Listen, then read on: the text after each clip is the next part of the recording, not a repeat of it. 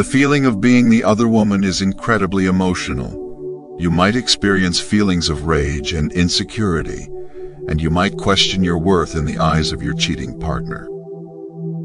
It takes some time to get over the pain of being the other woman.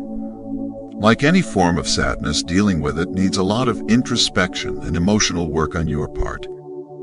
But it also necessitates the help of others who care about and support you. You are not by yourself in this. Believe us. Continue reading for advice on how to begin recovering from the heartache of being the other woman and what to do next. You have a right to be depressed. Regardless of what anyone may tell you, you have a right to be puzzled and outraged about your circumstances. You cannot begin to consider solutions to heal until you have given yourself time to mourn and reflect. Saying to yourself aloud, "I'm not alone in this," or "it's okay to be sad," can be helpful in assisting you in letting go of your sentiments. You cannot let society's standards control how you feel. Don't allow your morals and ethics to interfere with how you're feeling right now. You can't spend too much time analyzing what's good or bad in a scenario like this. Instead, concentrate on the relationship itself and how you want to proceed with it. Believe it when you look in the mirror and declare, "I'm not a bad person." Just keep in mind that an affair requires two people. You shouldn't have to bear the entire burden of the blame by yourself. It drains you to think about being hurt all the time. By putting time and effort into other aspects of your life, you might temporarily distract yourself from it. Concentrate on your work or hobbies, or anything else that makes you feel successful. Give yourself some time apart from your heartbroken emotions so you can come back to them later with new eyes. Exercise is an excellent strategy to divert your attention from unfavorable thoughts. Another technique to temporarily clear your mind is to spend time with friends and family. Self-care is a beneficial strategy to aid in your own calming during this trying period. Avoid being by oneself. It's critical that you maintain contact with friends and family who provide you with unwavering love and support, regardless of how ashamed or afraid you feel. You are deserving of sympathy, just like any bereaved person. When experiencing heartbreak, it's normal to want to withdraw, but doing so will ultimately injure you more than help. Talk to the folks you trust frequently. If you feel it is unsafe, you are not required to divulge information. Simply let them know you're having a hard time and ask for their help. Tell a friend about your predicament.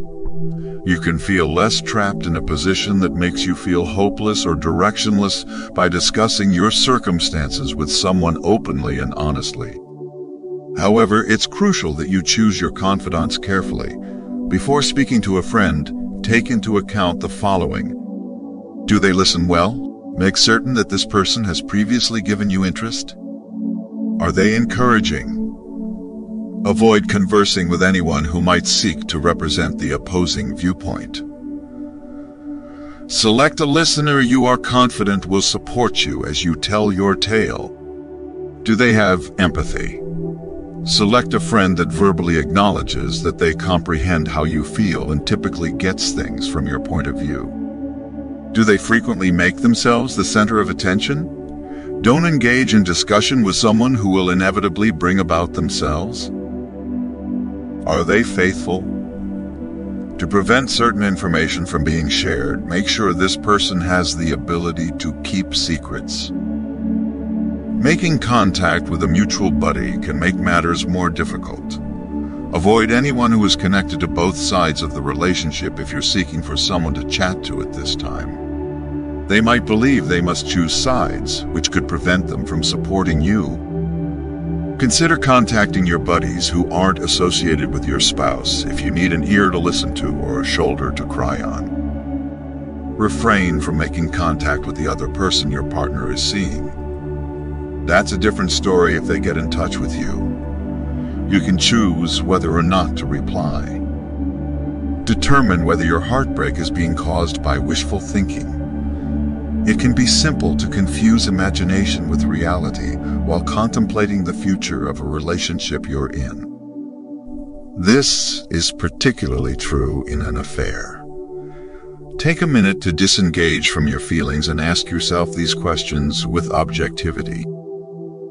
How has our connection changed over time? Does my partner have my long-term happiness in mind? Will the person I'm dating ever leave them to be with me? Could my partner lie to me if they're willing to lie to the person they're with? Is it possible to establish a committed, long-lasting relationship with my partner? Think hard about whether continuing this connection is worthwhile. Consider your requirements and wants in a committed relationship. Does your spouse meet your needs and wants? After the thrill of the affair has subsided, you might discover that your partner is not actually the one you want to spend the rest of your life with. Consider drafting a list of the things you desire from a committed partnership, such as moving to a new city or starting a family together. Will your partner join you in these activities? To leave can be the best course of action. Save yourself from further pain by ending the relationship as soon as you can if you have considered the relationship's potential future, and determine that it might not be worthwhile. While living in uncertainty won't make your heartbreak go away right away, it will undoubtedly make it worse in the long term. You won't be defined by just one connection alone. Whatever happens with this connection, reflect on what you discovered about yourself as a result of being in it. In the future, whether it's with this partner or someone else, use this experience as fuel to improve as a partner in whatever partnerships you may enter. You don't have to view this relationship as exclusively a negative experience in the future if you decide to call it quits.